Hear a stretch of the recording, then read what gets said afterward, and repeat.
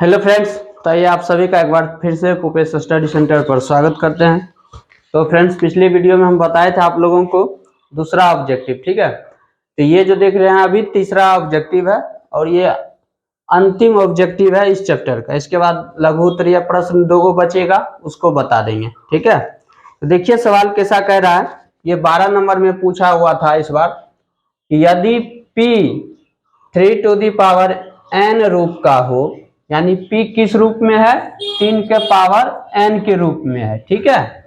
और q जो है वो 6 टू दी पावर n गुना 5 टू दी पावर m के रूप में है। तो यहाँ कह दिया है p जो है 3 के पावर n के रूप में है, q जो है वो 6 का पावर n गुना 5 का पावर m के रूप में है। p q दिया हुआ है यहाँ पर।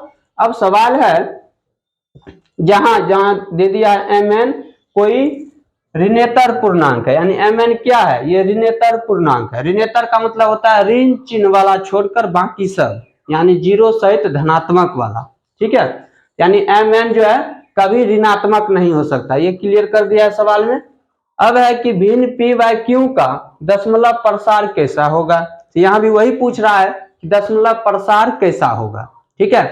तो ऐसा सवाल ये दूसरा आ गया ना, ये 2 सवाल हो गया इसको लगा के।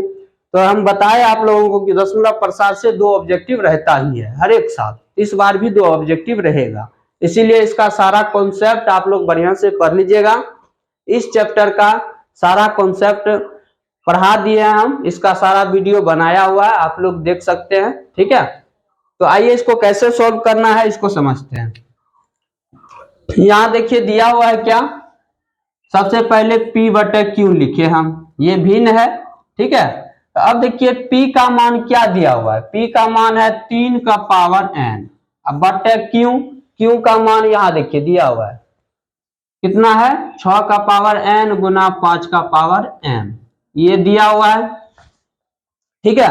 अब देखिए इसको कैसे सॉल्व करना है। जहां 3 का पावर n है ये तो रहेगा 3 का पावर n। अब बट नीचे हम देखिए यहाँ 6 का पावर n है ना, इसको हम ऐसे लिखेंगे 2 का पावर n गुना 3 का पावर n, फिर गुना 5 का पावर m, इस तरह से लिखेंगे। ऐसा क्यों लिखे, आइए इसको समझते हैं।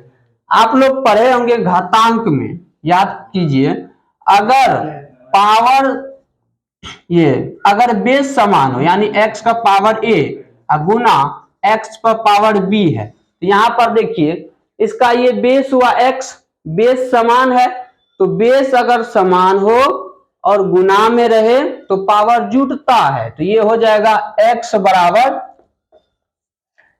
बराबर क्या हो गया, ये हो गया a प्लस बी, एक्स पर पावर a प्लस बी होगा, यानी इसका जो पावर है ये घात ये आपस में जुड़ेगा, तो यहाँ पर पावर जुटा। अगर ये बेस समान नहीं होगा, सिर्फ पावर समान हो, मान लीजिए ऐसा लिखा हुआ है x का पावर a गुना y का पावर a। यहाँ पर देखिए क्या है, यहाँ बेस में आधार में x है, यहाँ बेस जो है y है, तो यहाँ बेस अलग अलग है लेकिन पावर जो है घात वो समान है, दोनों पर a है, ठीक है। तो यहाँ पावर समान है, बेस समान नहीं है, इसीलिए यहाँ पर क्या होगा, पावर जो है वही रहेगा, इसका बेस जो है ये आधार x y सिर्फ ये गुना हो जाता है, यानी इसको ऐसे लिखेंगे एक्स वाई का whole power a, x y का होल पावर a, ऐसा होगा।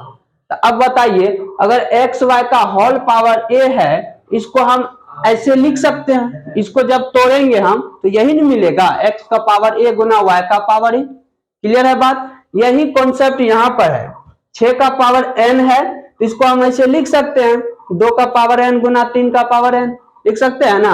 अब देखिए 3 का पावर n नीचा में भी है ऊपर भी है, तो ये कट गया, तो क्या बचा, ये बचा ऊपर पे 1 बटा नीचा में 2 का पावर n गुना 5 का पावर m, ये बचा, ये आ गया आपका हर के जगह पर। तो यहाँ पर देखिए ये जो हर है नीचे वाला, इसमें सिर्फ क्या है 2 का पावर n गुना 5 का पावर m है।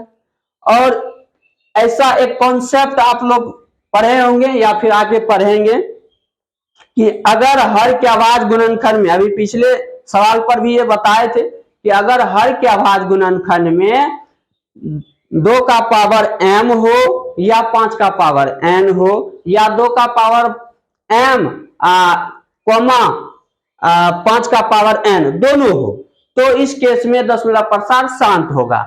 यानी कि वही कॉन्सेप्ट यहां पर लागू हो रहा है। देखिए यहां भी 2 का पावर n है और 5 का पावर m है, तो इस हिसाब से इसका दशमलव प्रसार कैसा होगा, इसका दशमलव प्रसार शांत आएगा।